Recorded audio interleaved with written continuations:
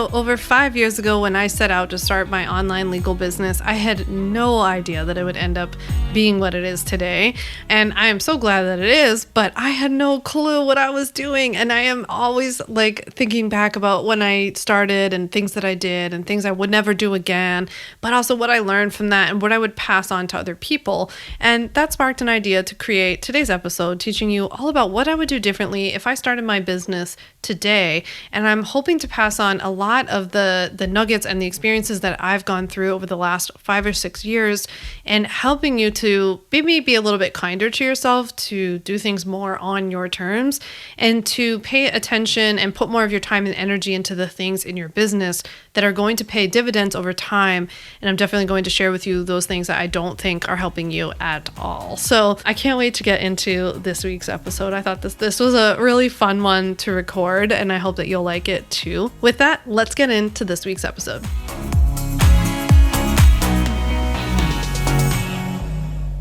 You know, I always feel sort of funny filming any content related to what mistakes I made, what I would do differently, all of that kind of stuff, because I do so wholeheartedly believe that all of these things are so necessary that we go through, whether it's in our business, in our life, whatever. You know, I had some of the darkest days that I can remember as an attorney. And when I was an attorney, I was so miserable. I felt so trapped and I was never going to get out. And I didn't know, I had no plan B, because being a lawyer was plan A and there was only plan A, and it started and it ended there. And I never thought about what I would do next. And so I found myself in this situation where I was super miserable. I realized I had made a huge mistake in the sense that it wasn't the right fit for me, right? Being a lawyer, going through that education, going to law school has turned out to be a huge, blessing. And it was an incredible education. I was so fortunate to get to go, and I learned so much. And obviously I'm using those skills and that knowledge now, but in general, being a lawyer wasn't of that variety. A corporate lawyer, no less, was not the right fit for me. And I was in, I've talked about this many times, I was very much in victim mode and all of that kind of stuff. And my mom, who is the kind of mom that's not going to sit there and rub your back as you cry. I think a lot of us have those kinds of moms, but hopefully I'm not alone. But I remember at the time I would come home, or I would meet her for dinner or something, and I would be crying, and I'd be so upset about, I hate being a lawyer, I hate being a lawyer, I hate the law firm, I hate everything that I do, I hate all of this, I hate that, I hate the suits. I always have to throw in the suits. And she would look at me and she would just say, good, this is good for you. You need this. This is going to be the fuel that you need. And I was like, what? What a bet. I was I just want you to tell me how awful this is, usually when you're in a really bad place, you just want somebody to be that sucks, And at the time I was really mad. I remember I was really upset that she didn't get it, and she didn't see how victim-y I was and how much of a victim I was in this situation and all of that. But then as time went on, and especially once I left, I was I totally see what she means. This was all a part of the experience that I needed. I needed to go through that, and I needed to be miserable in order to be hungry enough to do it differently, right? And it really built me up. And I don't think we have to go through horrible experiences or abusive experiences in order to make positive change. But, I didn't intend to go I didn't know that it was going to be like that. It just ended up being like that, and it was really bad, and it is what it is. And that experience, I think, really helped shape who I am as a person, who I am as a business person, what kind of business I ended up building, just so many things, right? And so I think so many times in life and in business, we go through things because they're a necessary step to going wherever we want to go, even when we don't know it at the time.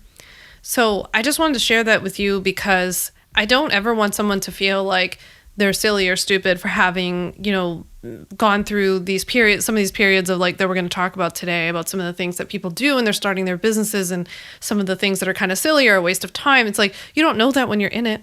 And I really, truly believe that you have to do that sometimes to learn, oh, that didn't work. I am just a huge believer in life and in business in general of the Goldilocks approach. If anything else, I feel that's the thing I think about every day is Goldilocks to me is experimental. It means whittling down, figuring out what works for you. Maybe something's too big, too hot, too cold for somebody else, but it's perfect for you. And so I just think it's such a great analogy. But in order to do that, like in the Goldilocks example, she had to try all the different kinds of porridge in order to understand which one was right? So I do believe that we make these quote unquote mistakes in business, and they are part of something. However, when we can collapse time, when we can learn things, sometimes, that can help to push us in a different direction, to pivot, right? And I remember listening to other people when I was starting out my online business, and I would hear other people share some tidbit of advice, and I'd be like, oh, that's why that thing's not working for me. So I'm glad that you've tried whatever you've tried. But maybe something in this episode will just illuminate like an idea for you to do something a little bit different. So with that being said, I think we've all been there. We've all done the like downloading all the things, right? How many of us have 9,000 freebies and PDFs and videos and webinars and all kinds of things in our inbox that we either never used or just weren't that helpful, or we signed up for and never followed through on. We might have even like signed up for courses that we didn't really need or weren't that helpful, or signing up for courses almost out of a place of like desperation, or like searching for something like, maybe I need Pinterest, but I also have to learn about YouTube, but this person's teaching me about Instagram, but this one's a Canva course and this one's a Asana course. Like they're just, I remember being in that place, right, where we're like going all over the place. Some people do this with certifications, right? Like keep layering on education as a means of, not only delaying some things, but feeling maybe like they won't be taken seriously enough, or people will judge them or find them out for not knowing every single thing in the whole universe. So they keep gathering all these certifications or something. And some people spend their time consuming a bit too much of social media, so me included. So I have a couple of tips today that I put together for you on, things I would do differently if I were doing it all over again, or if I was building my business, if I was more in the beginning stages of business now. This is what I personally would spend my time focusing on. I'm really hoping that this episode just helps you cut through the noise a little bit, and also gives you some inspiration and ideas of like maybe some things that you've been trying to figure out how to make it work, but it's not the right fit for you. Hopefully today you will figure out what is the right fit for you and what you should do instead. So the very first thing that I would do differently if I started my business now versus in 2016 is that I would follow and consume way less, and I would create and lead more.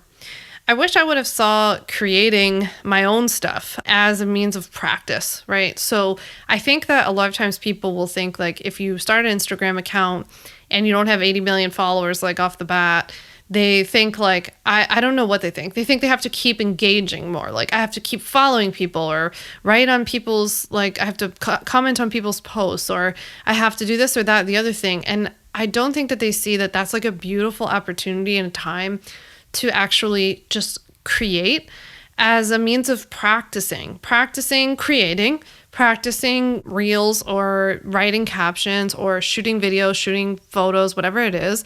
It just like getting used to it, right? I think like anybody who's built a pretty successful online business will typically say that if you go back and look at their early content, it's not very good, right? And they might be just saying that, but I think what they're really saying is like, it's not the same level of maybe professionalism or like high tech, high production value as what they would do now, right? But the point is that they did it at some point.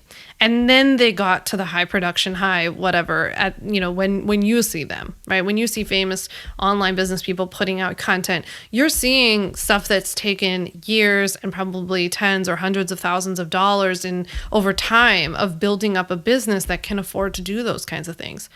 But they're often the first ones to tell you, like, if you would go back and look at their other content, it's not great, or it's like funny looking graphics, or cheesy stuff, or it's kind of blurry, or it's not bright enough, or, they were using Canva and doing it for free.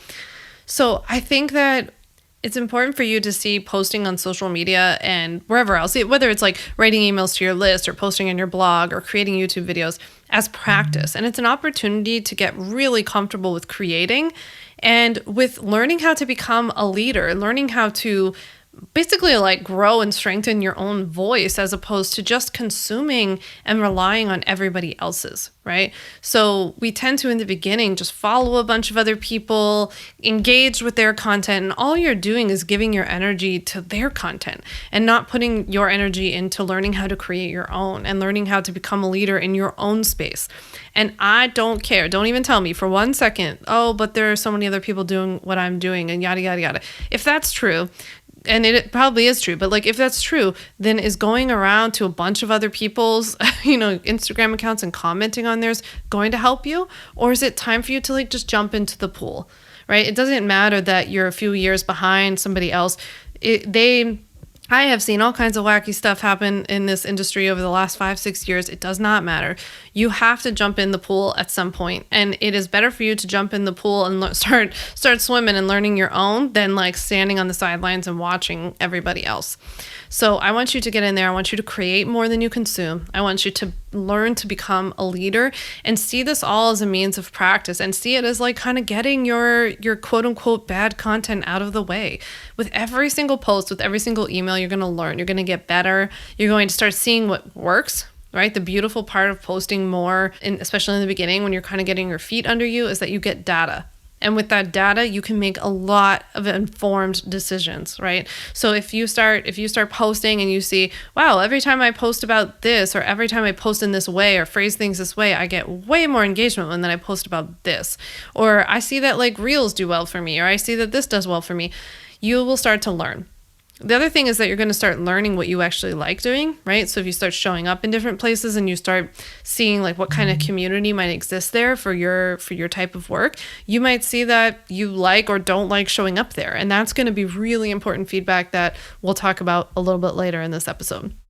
Okay, so the second thing that I would do if I were starting over or doing things differently from the start is to focus on fewer platforms, both social media platforms and marketing platforms in general, finding the one that I actually like and that I could show up on consistently, and then going deeper and more consistent with it. So what the heck am I talking about? Well, I remember when I started my business, I was like, okay, Facebook was the primary platform at the time. In 2016, Facebook was king. I don't even think there were Instagram stories yet. Maybe they rolled out like right afterwards. And Instagram was still very much just a photo sharing platform, but Facebook was where we were sharing like educational content.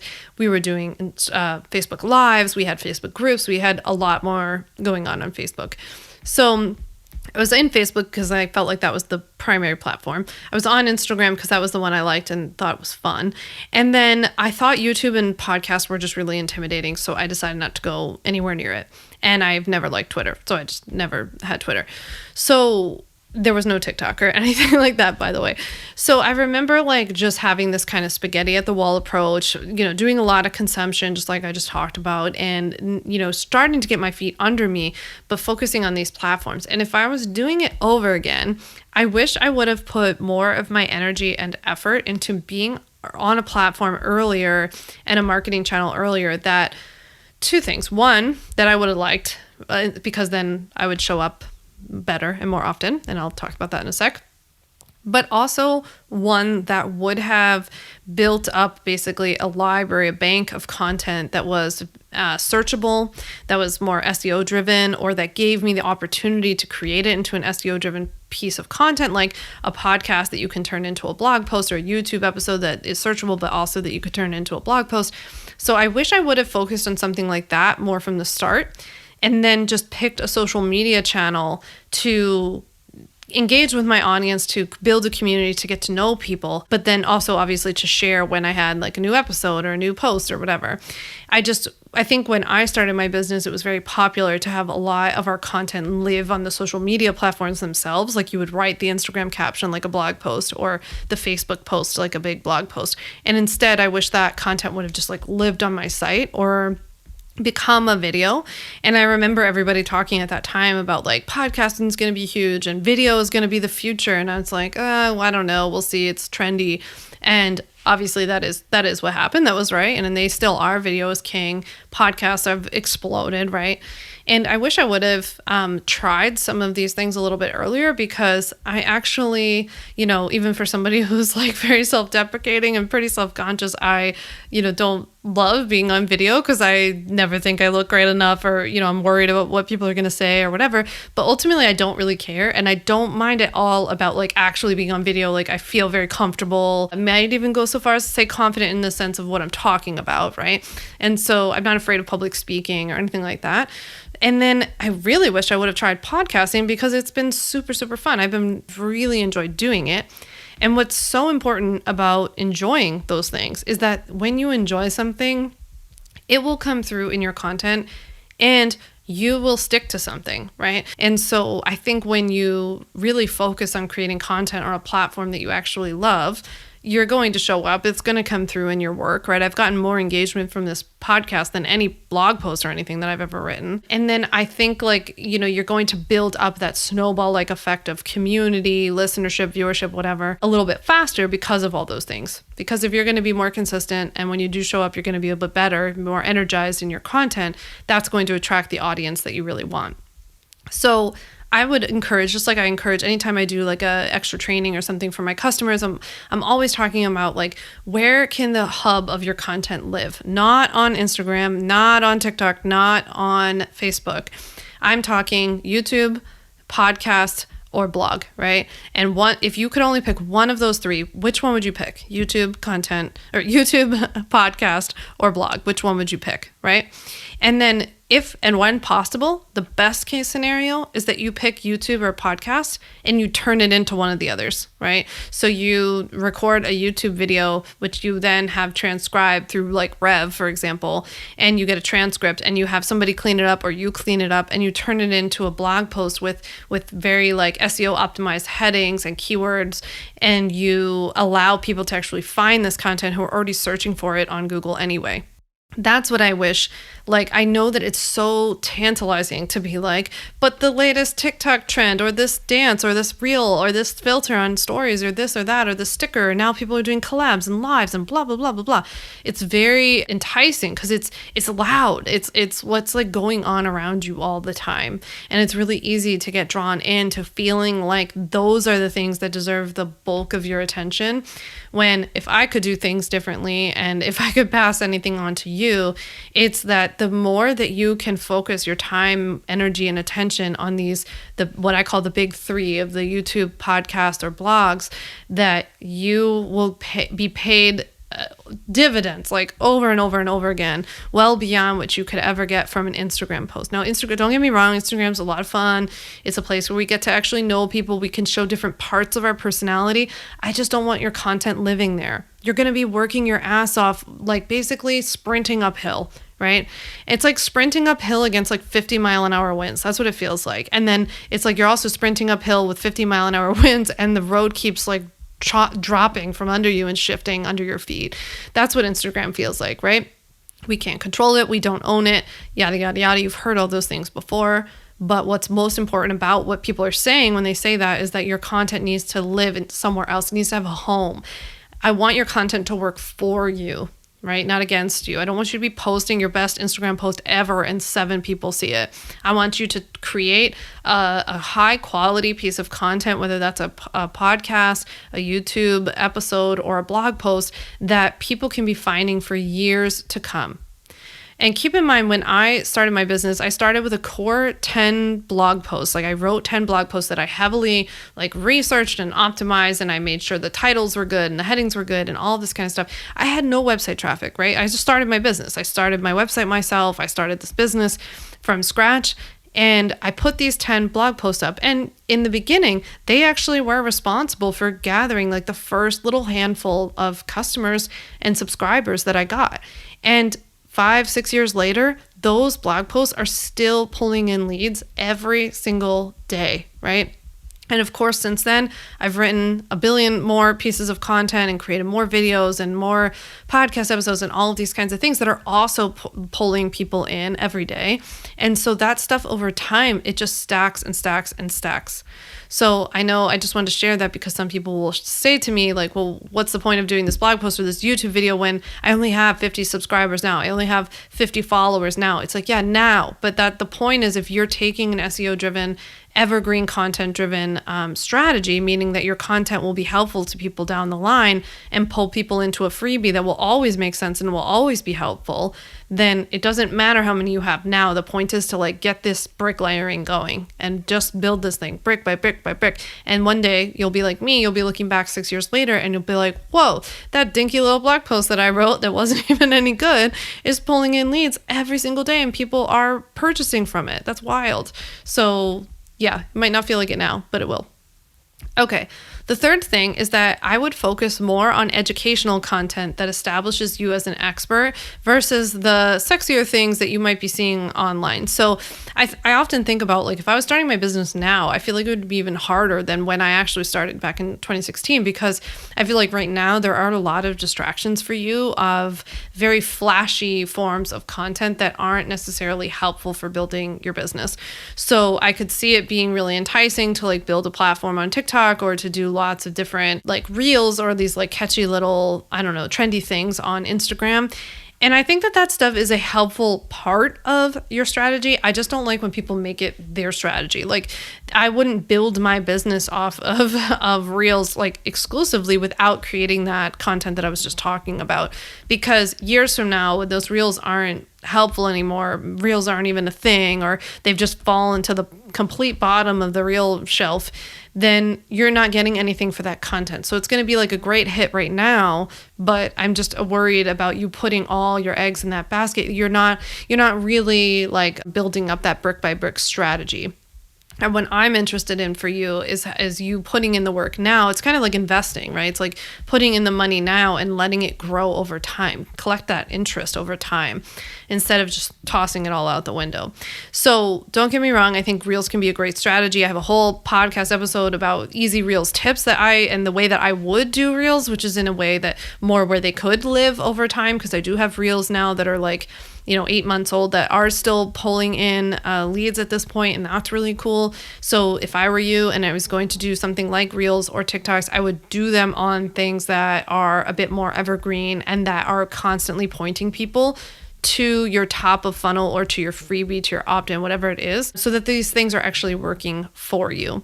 And every once in a while, it's fun just to do a fun one or like a behind the scenes one or some, allow your audience to get to know you. But I really think if I could do this all over again, I would focus less on the kitschy stuff and just do more of the like solid foundational, like let's build this thing kind of content. So the next thing I would have done differently is not to worry nearly as much about using like the perfect tech tool or platform or making sure that I'm using the quote unquote right platform, like the one that everybody else is using or something like that. And I'm talking like whether it's whatever you use for your email service provider, what you use to house your courses, sell your products, for productivity, if you're like Team Asana or Team ClickUp, it doesn't really matter. I think people just put way too much time and energy into like picking the perfect tech tool or platform for them. And I think that you can waste a lot of time in the early stages of your business.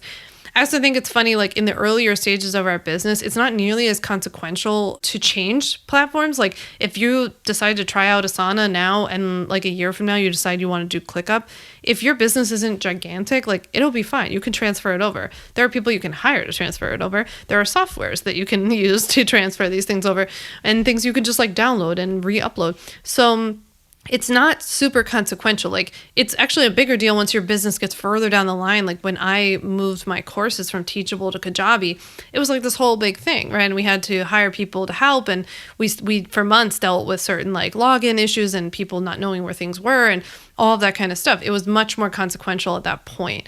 But I remember in the beginning being like, should I use Teachable or should I use Thinkific, or I don't even remember what else existed at that time. But I was like looking all around. I just remember being like, screw it, I'm going with Teachable. And I'm so glad that I did because I just got started. No one bought or didn't buy my course because it was on Teachable. Just like no one buys or doesn't buy my course now because it's on Kajabi. Because nobody even knows what it's on until they get inside, right? And even once they're inside, I bet you most people wouldn't even be able to tell you what kind of platform it's on. So focus more on the actual content of your offerings or your products or the content on social media or whatever than the platform or the tools that you're going to use. And if something doesn't work for you, you're not married to it. Just back out and try something new. I would commit to things for like at least 90 days so that you're not hopping around, because the like startup and restartup costs can be kind of high. But I think as long as you've kind of tried something and you've tried to make it your own, then it's really no big deal. You can switch down the line. So the next thing I would do differently if I was starting over again is such a big one for me. I really wish that I wouldn't have wasted so much time worrying that I must be doing something wrong because I didn't see other people doing it the way that I was doing it. Or I saw people doing it differently and assumed that they were right? So I remember pretty early on kind of coming to this conclusion about like, I want to focus on SEO content and I want to focus on really writing evergreen content that's going to be, drawing my ideal client for years to come. And this was like an idea that I had that's definitely not like, by the way, it's not like a novel idea in business in general. It's just that I didn't see a lot of people around me doing that. I primarily was surrounded by coaches and other online creatives who were using social media to build audiences and to talk about how many followers they had and how much money they were making, and, to be on Facebook and like building a Facebook group and how many people they had in their Facebook group. And I remember thinking, like, I just felt so bad that I didn't have, I probably had like a few hundred Instagram followers at the time. And, my business was starting to like get up to six figures. I had only like a few hundred Instagram followers. Like, it really didn't take much time. And I remember thinking, like, how is this happening to me? Because this person who's talking about making a lot of money or doing really well in her business, like, she has tons of followers. And I think looking back on it, I wish I could just like release some of that confusion and judgment and whatever of like, just do your thing. Like, keep your blinders on, keep your head down, keep going, do your own thing. Just because somebody else is or isn't doing something doesn't make it the right way. It definitely doesn't make it the right way for you. So it might be the right way for them. It might be the right way for their business. They might be completely full of shit, by the way, and not be doing nearly as well as they tell you. They could be doing amazing too. Who the hell knows? So the point is, like, I just wouldn't listen to it. And if something's working for you and you like it, go for it. Don't worry about the fact that like you don't see any other people doing it that way. In fact, I think looking back on it, and if I could like pass myself a little message back in 2016, I'd be like, hey, Sam, the fact that you don't see other people doing it this way, that's going to be your like secret sauce, right? You're ahead of the pack. You're doing this SEO stuff. You're doing this, you're doing that. That's working for you and your business. It's not that you're better than anybody else or that the other people are wrong. It's just that it's working for you. And I think all of this has to come from a place of you knowing your customers best. When you really feel confident about the person that you are meant to work with, the person that you want to help, the person that you like see yourself having the best relationship and results with, you will know what's best for them. And it will allow you to start tuning out a lot of the rest of like, you should be doing this, you should be doing that, you should be doing it this way, because you'll be able to say like, not my customer. My customer likes this, right? And so I remember a lot of people telling me when back in the day when I wanted to start a podcast, people were like, no one would ever listen to a legal podcast. And I was like, okay, two things. One, my customer most often is the kind of person who likes to know a little bit about most things, right? They like to do things the right way. They are a little bit freaked out that they could potentially not be doing something the right way. And they're also the kind of person that doesn't just hand things off. I always say to my friends, like, they're not my mother who like hands things off to other people and is like, just tell me when it's done, right? That's not you guys. That's not my ideal client. My ideal client is usually the kind of person who's like, I need to understand this a little bit, like, because that level of understanding is going to make me feel confident. You don't need to become a lawyer or anything, but you need to at least understand, like, why do I need an LLC? Why do I need these website policies? How exactly do I use this contract to protect myself? Once you know that stuff, I think that my ideal client feels so empowered that she can go on and build her business, right? And she can get back to the stuff that she wants to be focused on, which is not contracts. And so when I thought of it from that perspective, and I thought about how my ideal client is the kind of person that likes to know that stuff, then having a podcast with like bite-sized legal tips and just trying to get down to like brass tacks is not that crazy. because I understand that he or she is the kind of person who wants to hear this stuff. And so I have to sometimes just keep that in mind and like block out all of the like, well, no one's going to want to listen to that. Well, if you're going to talk about that, well, then you should also talk about this. I'm like, no, my ideal client's going to be okay with this. They're also going to be okay with the way that I talk about it and all of that kind of stuff, right? So, and I also understand that my people like to like walk, or they travel, or they're like out with their kids. And so they want to have content in a way that's easily digestible and on the go. And so many of you have shared with me that that's how you listen to the podcast. So that's just an example of how like you really have to come at this from a perspective of knowing who your client is and what would be best for them. How do they consume content? How do they want to hear things?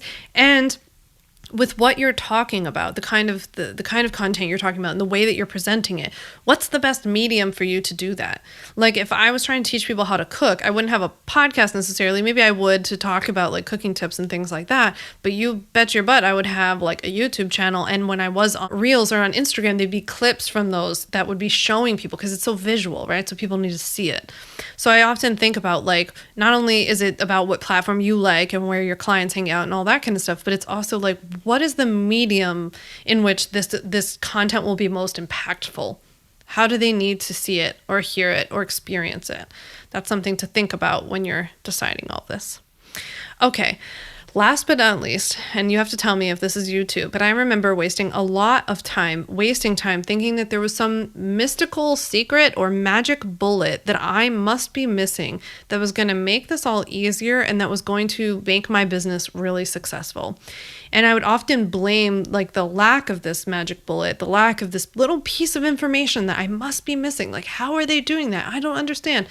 I thought that because I was missing that was why I wasn't quote unquote doing well, right? Looking back on it, I realized like, wow, I was doing well. Like things were building. That's all you can ask for. I was making mistakes and learning. I was making connections. I was building genuine connections and an audience and a community with my audience, right? And with my customers. I was creating and improving my products. And I was, just like getting better every time. That's all you can really ask for. And there's nothing that you're missing. You're not missing anything. I think a lot of the marketing that you're getting is always this like, it's so much to do with it actually. Like I can't tell you how many times I purchased courses or purchased, guides or sessions with people thinking like, this is it. This is the answer. Once I get access to this person's course, everything's just going to flow from there.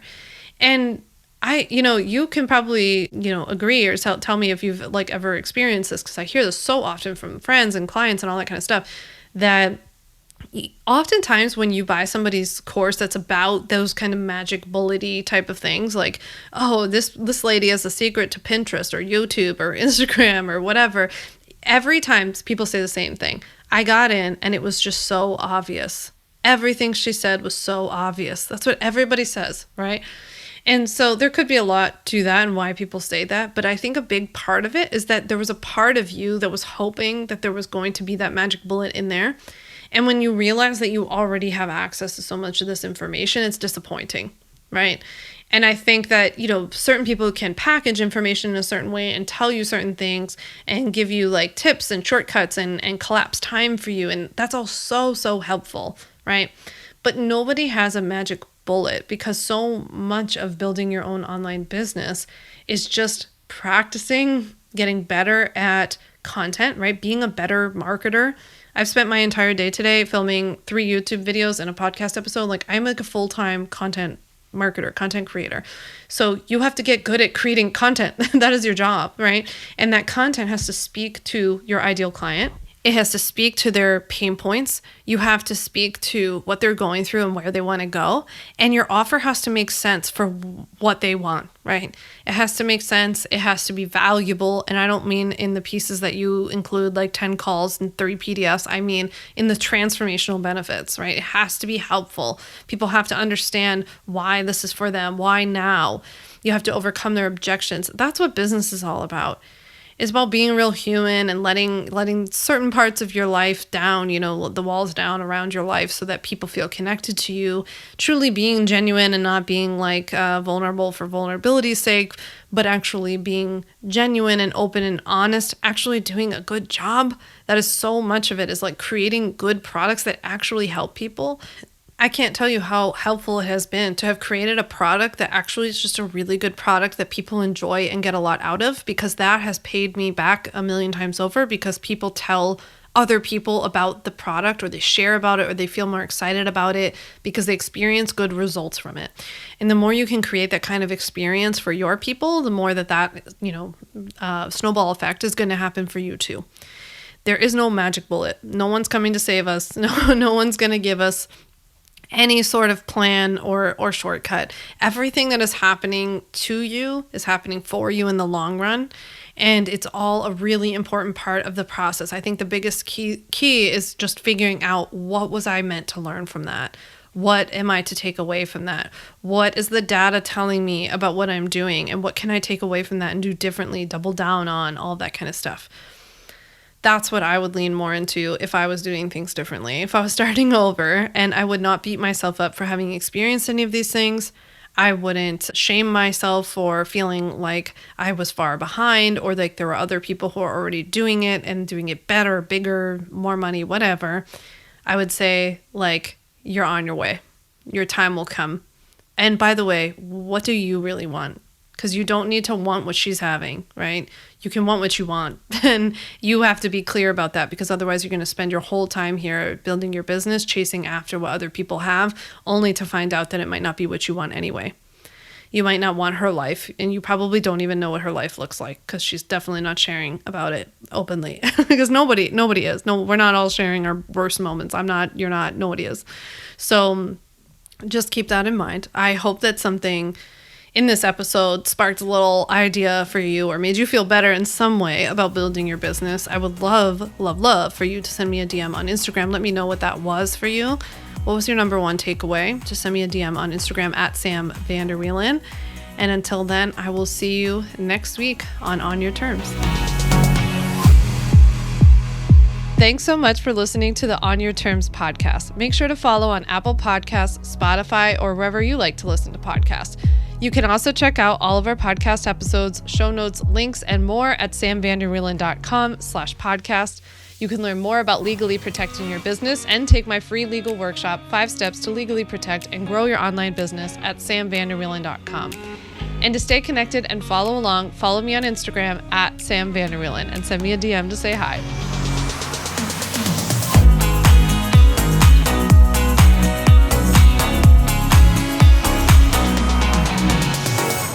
Just remember that although I am an attorney, I am not your attorney, and I am not offering you legal advice in today's episode. This episode and all of my episodes are informational and educational only. It is not a substitute for seeking out your own advice from your own lawyer. And please keep in mind that I can't offer you legal advice. I don't ever offer any legal services, but I think I offer some pretty good information.